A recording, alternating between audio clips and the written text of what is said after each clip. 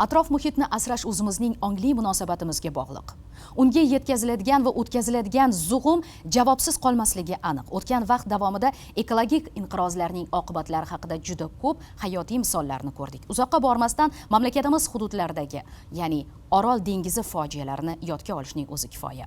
Bir necha kilometr ortga chekingan dengiz o'rni tuzli qumga burkangan. Atrofdagi ekin maydonlari, aholi yashash maskanlari ham ekologik muvozanat buzilishining oqibatlaridan jabr ko'rmoqda. Bu muammoni hal etish esa mamlakatimizning bosh maqsadlaridan biriga aylanib ulgurdi. Samanko'l ovul fuqarolar yig'ini Xo'jayli tumani markazidan 4 kilometr olisda joylashgan.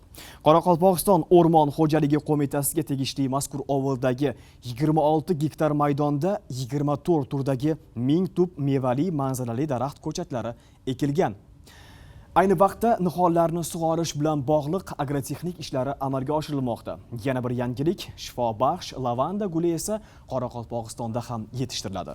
Orol bo'yi mutaxassislari Farg'ona viloyatidan olib kelingan lavanda urug'laridan xonaki usulda ko'chat yetishtirib, 4 gektar maydonga ekishdi.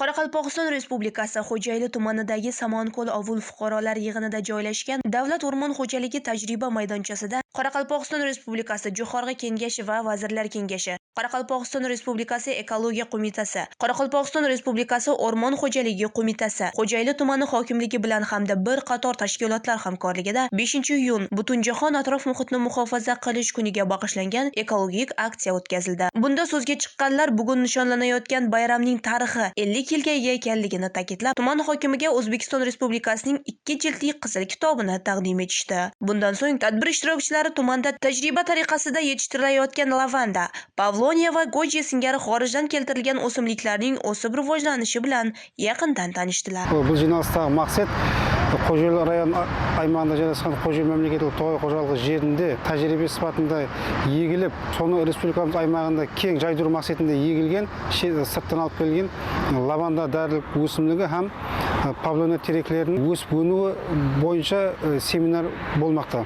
Teraklarda yegudagi maqsad жаздағы ысымызға, қыстағы қатты келетін суымызға шыдамлы қылып бейімдестіру. Бұл павлония терегінің абзалдықтары бұл тез өсуші терек болып, бұл терек текарынан мебель істеу жұмыстарында кең қолданылуға ахметіне ие терек болып есептелінеді. Ал сол себепле бұл теректі қанегелеріміз тарапынан егіп тәрбиелеу жұмыстары алып барылмақта. Ham сол бүгінгі күндегі болып жатқан оқу семинарда сол өсімдіктерге кең түрде алымдар тарапынан ham қанегел тарапынан ma'lumotlar berilib o'tdi. Ma'lumotlarga qaraganda 2021-yil kuz va 2022-yil bahor mavsumida Qoraqalpog'iston Respublikasida 15,4 million tubdan ziyod manzarali mevali daraxtlar, butalar, ko'chatlar ekish ishlari olib borildi. Mavsum uchun belgilangan reja 110% ga bajarildi. Demakki, bu yaqin orada Qoraqalpog'istonda ekologik holat yaxshilanishiga umid bor degani. Bugun Aydin Allambergen va Javohirbek Karimbayev Qoraqalpog'istondan